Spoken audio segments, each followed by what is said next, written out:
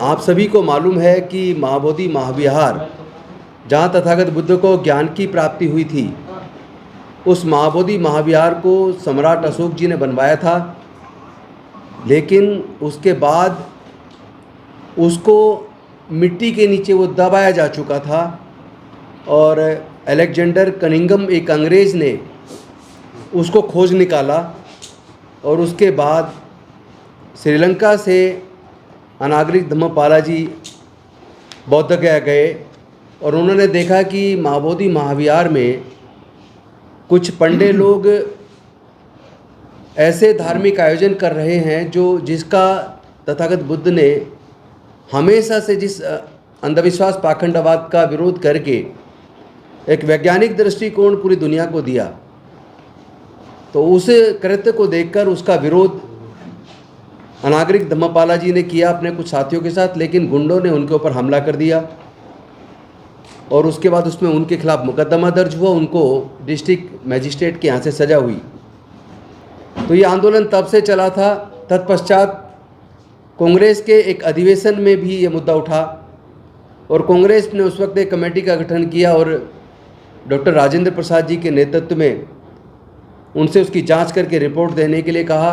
Report दी गई, लेकिन चूंकि उस वक्त कमेटी में कोई बौद्ध प्रतिनिधि नहीं था, जिसकी वजह से बौद्धों की बात नहीं हो पाई और जो रिपोर्ट दी गई वो रिपोर्ट एक तरफा थी। और उसके बाद भारत आज़ाद हुआ। 1949 में बुद्धिस्ट टेम्पल मैनेजमेंट कमेटी का कानून बना 1949 में, और उस कानून में ये प्रोविज़न किया गया कि वहाँ का डीएम, गया का डीएम उसका सेक्रेटरी, उसका चेयरमैन होगा और 8 मेंबर होंगे, जिसमें 4 बौद्ध होंगे और 4 मेंबर वहाँ जो पंडे होंगे। तो तभी से लगातार बीटी एक्ट 1949 एक्ट को रिपील करने का आंदोलन अलग अलग समय पर चलता रहा। 92 में भंते सुरई ससई जी के नेतृत्व में बहुत बड़ा आंदोलन दिल्ली में लगभग 1.5 साल चला, लेकिन तब भी झूठे आश्वासन मिले, लेकिन समाधान नहीं हुआ। पिछले लगभग 2 साल पहले ऑल इंडिया बुद्धिस्ट फोरम और तमाम बौद्ध संगठनों ने मिलकर, मिशन जय भीम और अन्य संगठन सब ने मिलकर अल्पसंख्यक आयोग से मुलाकात की। मुलाकात करने के बाद इस समस्या का समाधान करवाने के लिए रिक्वेस्ट किया और उन्होंने आश्वासन दिया कि बिहार सरकार से बात की जाएगी। और वहाँ भी हमारे प्रतिनिधियों को बुलाया, जिसमें आकाश लामा जी भी गए और कुछ और हमारी साथी गए, लेकिन कोई समाधान नहीं हुआ। फिर सितंबर में बहुत बड़ी एक सभा और उसको फिर रैली, शांति मार्च करके बिहार सरकार को ज्ञापन दिया गया, जिसमें लामा जी और तमाम बौद्ध भिक्षु और हम मिशन जय भीम के भी पदाधिकारी, बुद्धिस्ट सोसाइटी ऑफ इंडिया के भी कुछ साथी, सब लोग मिलके सबने वहाँ प्रदर्शन किया, ज्ञापन दिया, लेकिन आश्वासन ही मिला, लेकिन रिजल्ट नहीं आया। उसके बाद 12 फरवरी से लगातार ऑल इंडिया बुद्धिस्ट फोरम और तमाम बहुजन संगठन, अम्बेडकरवादी संगठन, तथागत बुद्ध से जुड़े संगठन, सब ने मिल के महाबोधि महाविहार में आंदोलन शुरू किया। और सबको पता है कि लगभग 15 दिन के बाद जिस तरीके से धोखे से बल प्रयोग करके गया के प्रशासन ने बौद्ध भिक्षुओं को वहाँ से जबरन उठाया, ये कह के कि आपका इलाज कराना है, और जाके अस्पताल में पटक दिया और वहाँ से हमारे लोगों को हटा दिया बलपूर्वक धोखे से। और करीब 2 किलोमीटर दूरी पर एक स्थान दिया जहाँ पे कूड़ा करकट था, सांप बिच्छू थे, कि आप वहाँ बैठ जाइए। लेकिन हमारे बौद्ध धर्म के मानने वाले लोगों ने अपनी मेहनत से उस जगह को साफ़ सुथरा किया, बैठने लायक बनाया, और वहाँ कंटिन्यूअस आंदोलन आज भी चल रहा है। 70 दिन से ज़्यादा हो गए। अनेकों हमारे सांसदों ने, अलग अलग पार्टी के सांसदों ने संसद के अंदर हमारी इस जायज़ मांग को, बौद्धों की इस जायज़ मांग को अपने अपने तरीके से लोकसभा व राज्यसभा के अंदर उठाया और समाधान के लिए केंद्र सरकार से निवेदन किया, बिहार सरकार से निवेदन किया। उधर बिहार की विधानसभा के अंदर हमारे एमएलए, हमारे साथी सतीश दास जी और कुछ और अन्य साथियों ने मिलके वहाँ पर भी उठाया। कुछ हमारे साथी विधायकों ने महाराष्ट्र की असेंबली के अंदर उठाया। और धीरे धीरे पूरे देश के अंदर ही नहीं बल्कि दुनिया के अलग अलग देशों में, अमेरिका में, ऑस्ट्रेलिया में, कनाडा में, इंग्लैंड में, फ्रांस में, जर्मनी में, अनेकों देशों में ये मांग उठी अम्बेडकरवादियों से और बौद्ध लोगों से कि महाबोधि महाविहार को बौद्धों के सुपुर्द इमीडिएट कर देना चाहिए, BT एक्ट 1949 एक्ट को रिपील कर देना चाहिए। इसी दौरान कल केंद्र सरकार के अल्पसंख्यक मामलों के मंत्री माननीय किरण रिजिजू जी से अपॉइंटमेंट मिला और ऑल इंडिया बुद्धिस्ट फोरम के प्रेसिडेंट जम्मू लामा जी, जनरल सेक्रेटरी आकाश लामा जी, मिशन जय भीम से हमारे BP बौद्ध जी, BP निगम साहब, मैं स्वयं और महाराष्ट्र सरकार की पूर्व मंत्री सुलेखा ताई, हम सब लोग वहाँ गए, किरण रिजिजू जी से मिले और उनको ये ज्ञापन हम सब लोगों ने उनको दिया। उन्होंने बहुत ही धैर्यपूर्वक शांति से हमारी बात को सुना और बड़ी सकारात्मक चर्चा की।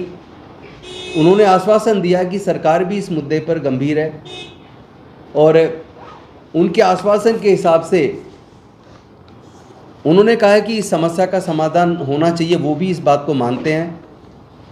उन्होंने आश्वस्त किया है कि इस पर अतिशीघ्र सकारात्मक कार्रवाई की जाएगी। लेकिन ज्ञापन देने के बाद जब हम बाहर आए, हम लोगों ने आपस में बातचीत की और हमने तय किया कि कोरे आश्वासन पे हम लोग नहीं रुकेंगे। हमारा धरना ये पूरे देश में तेज़ी से बढ़ेगा। महाबोधि महाविहार में धरना लगातार चलता रहेगा। देश के अलग अलग राज्यों से लोगों को जोड़कर कोऑर्डिनेशन किया जाएगा और इस आंदोलन को और भी विशाल और विस्तृत बनाया जाएगा। और जो लोग भारत से बाहर के देशों में बौद्ध लोग रहते हैं, अम्बेडकरवादी लोग रहते हैं, वो लोग भी हमारी पूरी टीम के साथ जुड़ गए हैं। पूरे देश के अंदर जितने बौद्ध संगठन हैं, अम्बेडकरवादी संगठन हैं, वो तमाम लोग भी जुड़ गए हैं। और जितने हमारे बहुजन समाज के अम्बेडकरवादी सांसद और विधायक हैं, उनमें भी काफ़ी सकारात्मक सोच डेवलप हुई है, वो लोग भी संपर्क में हैं। हमने तय किया है कि इस आंदोलन को हम लगातार बहुत मजबूती से चलाएंगे जब तक महाबोधि विहार बौद्धों को नहीं मिल जाता, उसका पूर्ण संचालन, जब तक BT एक्ट 1949 एक्ट पूरी तरह से रिपील नहीं हो जाता, तब तक हमारा धरना लगातार जारी रहेगा और इसको हम राष्ट्रव्यापी और अंतर्राष्ट्रीय आंदोलन के रूप में और ज़्यादा तेज़ी से आगे बढ़ाएंगे। उन्होंने एक आश्वासन दी कि सचमुच ये बौद्धों का तीर्थ स्थल है। जिस प्रकार से मुसलमानों की मस्जिद, मुसलमान के कमेटी रहते हैं, मस्जिद आपका चर्च क्रिश्चियनों के कमेटी रहते हैं, हिंदुओं के मंदिर में हिंदू ही रहते हैं, सिखों की गुरुद्वारा में सिख ही रहते हैं। उसी तरह बौद्धों का सबसे पवित्र बचा हुआ एक ही मात्र बचा हुआ महाबोधि महाविहार है। इसमें तो पूर्ण रूप से बौद्ध ही होना है। उन्होंने भी माने ये चीज़ और उन्होंने आश्वासन दिया। तो हम लोग ने जब तक BT एक्ट 1949 निरस्त नहीं होगी और कमेटी में पूर्ण रूप से बौद्ध नहीं होगी, तब तक धरने को हम लोग कंटिन्यू करेंगे। और अभी लगातार आज 72वां दिन है। जो गर्मी है बिहार में 45 डिग्री करीब पहुंच गया है, तभी भी हमारे दृढ़ संकल्प करके बैठे हुए हैं। हमारे भिक्षु, उपासक, उपासिकाएं लगातार विभिन्न राज्यों से, बिहार के विभिन्न जिलों से, वहाँ के स्थानीय संस्था, जितने भी बुद्ध को मानने वाले, अंबेडकर को मानने वाले जितनी भी संस्थाएं, वो दिन का दिन बढ़ती जा रही है। अभी 4 मई से एक धम्म चारिका है, धम्म पैदल यात्रा जो बोध गया से पटना तक, वहाँ पर 2000 से ज़्यादा भिक्षुओं का एक हम लोग वहाँ पर एक चारिका कर रहे हैं। और इस बार हम लोग ने आह्वान की है सभी को, जिस प्रकार से आप प्रत्येक वर्ष अपने अपने घरों में हो या अपने अपने बुद्ध विहारों में हो बुद्ध पूर्णिमा मनाते हैं, इस बार महाबोधि महाविहार मुक्ति के लिए महाबोधि में आप लोग पूजा के लिए यहाँ आइए। तो पूरे देश भर से ये सूचना आ रही है। मैं तो सुन रहा था महाराष्ट्र से ट्रेन भी आ रही है, पूरा फुल ट्रेन आ रही है इस प्रकार से विभिन्न राज्यों से, इवन कल मैं बात कर रहा था लद्दाख जहाँ -डिग्री है वहाँ से भी लोग आ रहे हैं, अरुणाचल से आ रहे हैं, तमिलनाडु से आ रहे हैं। तो यही आह्वान की गई और हम लोग धरना कंटिन्यू करेंगे। और ये जस्ट इनिशियल टॉक थी विद द गवर्नमेंट, क्योंकि हम लोग ने जितने भी संवैधानिक प्रकार से जितने भी आंदोलन करना था, दो बड़ी रैली, जैसे राजेंद्र पाल गौतम जी ने कहा 17 सितंबर 2024 को, उससे पूर्व भी 26 नवंबर 2023 में भी रैली की गई। सतीश कुमार दास ने जो हमको वहाँ मिला, एक विधायक है बुद्धिस्ट विधायक, उन्होंने बात उठाई महाबोधि मुक्ति के लिए, उसका कुछ जवाब नहीं दे रहा था। उस प्रकार से दिल्ली में नेशनल कमेटी कमीशन के साथ 3 मीटिंगें की। एक मीटिंग बोधगया में आए नेशनल कमेटी कमीशन के चेयरमैन इकबाल सिंह लालपुरा जी और रिंचन लामू जी जो बुद्धिस्ट मेंबर हैं। तो इतने ज्ञापन देने के बावजूद, इतने फोटोग्राफ्स, ऐतिहासिक प्रमाण दिखाने के बावजूद भी कुछ नहीं हो रही थी। तो हम लोग ने 12 फरवरी जो माघ पूर्णिमा है, जो माघ पूर्णिमा बौद्धों के लिए बहुत ही पवित्र दिन होता है, वहाँ से हम लोग धरने में बैठे हुए। और अनशन थी, पहले 17 दिन अनशन थी, क्योंकि वहाँ से 17वां दिन में 15 दिन जब हुई थी, 15 दिन में डीएम से खबर आई। तो हम लोग एक डेलीगेशन डीएम से मिले। डीएम ने कहा मेरे हाथ में ये, मैं तो एक्ट के आधार पर चल रहा हूँ। तो हम लोग ने कहा कि हम उनसे मिलाइए जो डिसीजन दे सके।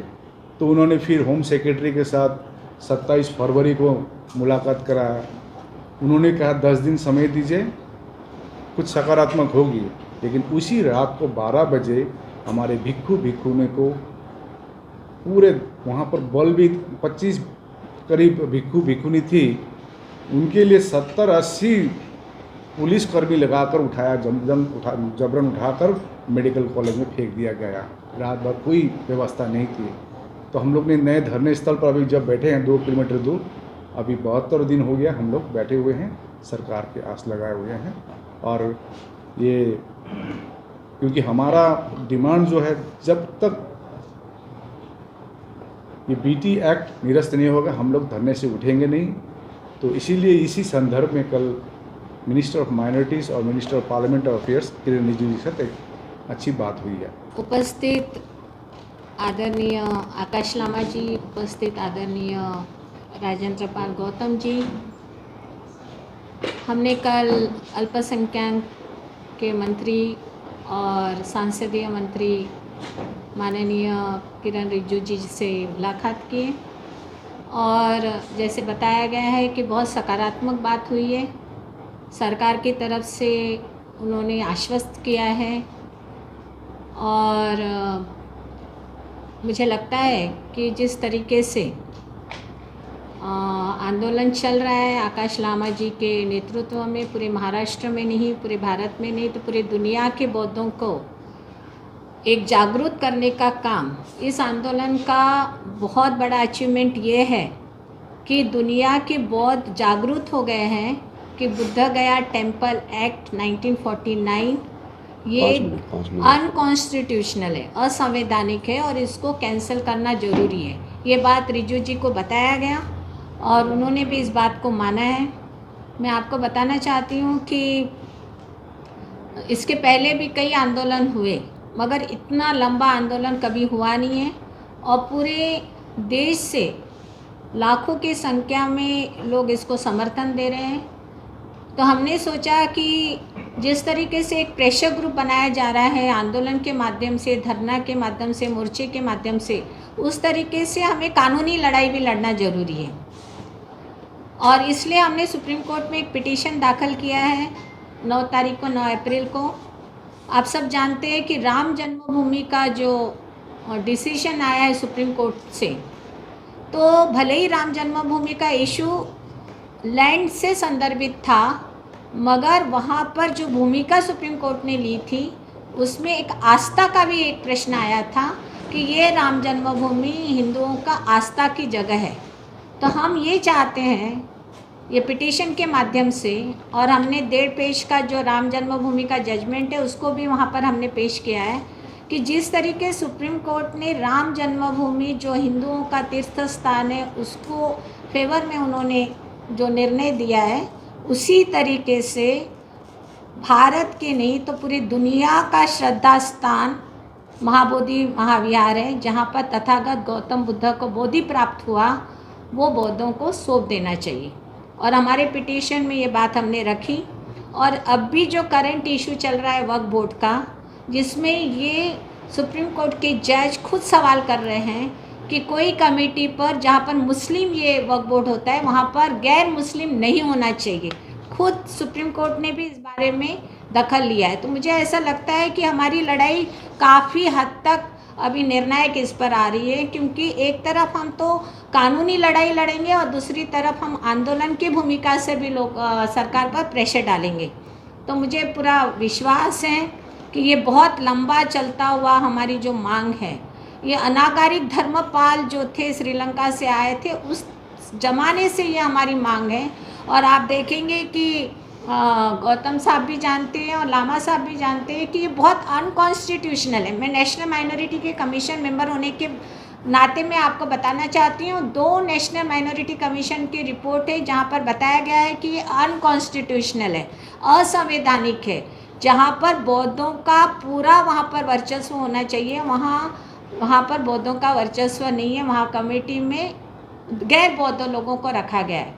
तो मुझे ऐसा लगता है कि एक तो ये एक्ट 1949 का है, बुद्ध गया टेम्पल एक्ट। तो जब हमने संविधान स्वीकारा 1950 में, तो उसमें ऑलरेडी आर्टिकल 13 में ये बोला गया है कॉन्स्टिट्यूशन का कि जो एक्ट 1950 के पहले होगा, 50 के पहले होगा, वो वैसे भी निरस्त समझा जाएगा।